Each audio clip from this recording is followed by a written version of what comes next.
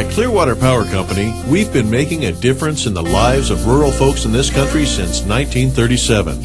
Back in 1936, the cities had electric service, but the for-profit, investor-owned utilities wouldn't bring electricity out to the rural areas for an affordable price. Local farmers got together, and with the help of the Federal Rural Electrification Administration, or REA, started their own nonprofit electric cooperative, and Clearwater Power Company was born.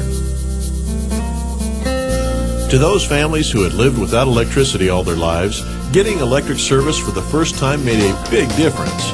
Gene Esser from Genesee remembers watching the line being built toward his home in 1937. It was pretty exciting to see that line being built because we could watch them for quite a ways off as they were coming out our way, and it just got more excitement as they got closer. Before electricity came, we lived in the kitchen because we didn't have hook for the lamp in other rooms, you know. And after we got electricity, of course, that opened up the whole house. And of course, the irons, you know, Mom had a bunch of these irons. She'd sit on the stove and then pick one up at a time and iron till it got cold, and then put it back and pick up another one. When she got her electric iron, she could finally iron all the clothes without getting a new iron. Dolores Corey of Avon still has the refrigerator that her mom purchased in 1937. It was there waiting the day Clearwater Power Company hooked up the juice, and it's still operating today. That refrigerator out there, we got ice cream every day. Couldn't wait. We couldn't wait for that electricity. Oh boy, snap that light on. Wonderful. Her husband, Rob, couldn't wait to get electricity at his house so he could stop lugging the kerosene lantern to the barn to do chores. If he went out to do chores, you packed the kerosene lantern. That was one of the big items that we appreciated, was having lights so you could see to do your chores and stuff.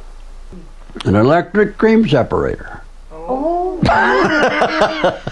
forgot that. I hadn't. Bill Wilson of Kendrick was only 6 when his family got power on Cedar Ridge. I remember coming home, it seemed funny, everything was so bright. We always had a gas lantern hung in the ceiling, and it was a lot brighter when the light bulb come, you know. Down here a half a mile when they spanned Cedar Creek, that was the longest span that the power company had between poles. It's a quarter of a mile, a little better across the canyon there. Clearwater Power Company definitely had the power to make a difference in the 1930s, and we continue to make a difference in many ways today. We continue to perform aggressive, proactive maintenance on our power line system so that it is as reliable as possible. In fact, last year, we changed out 380 poles before they failed. This helps to minimize outages during wind and storms. When it's possible to do so safely, we perform repairs on energized power lines to minimize outages. We also continue to build line in extremely steep and rugged terrain, sometimes requiring a helicopter to lift the poles into place. Much of our work requires specialized equipment, such as a crane to lift a replacement transformer into our Genesee substation, or a bulldozer to plow in underground power line. We provide residential, commercial, and agricultural propane service through our wholly owned subsidiary, Clearwater Propane Company. We continue to offer Wild Blue high-speed satellite internet to bring broadband internet service to the rural areas just like we did with electricity in 1937. Clearwater Power Company is not just any electrical utility. We are different. We are owned by you, the member. So our focus is on making a positive difference in your life. Whether we are making our system more reliable to keep the lights on, or representing your interest in Congress to keep your electrical rates affordable, we are local people working for you. That is what an electrical cooperative is all about, having the power to make a difference.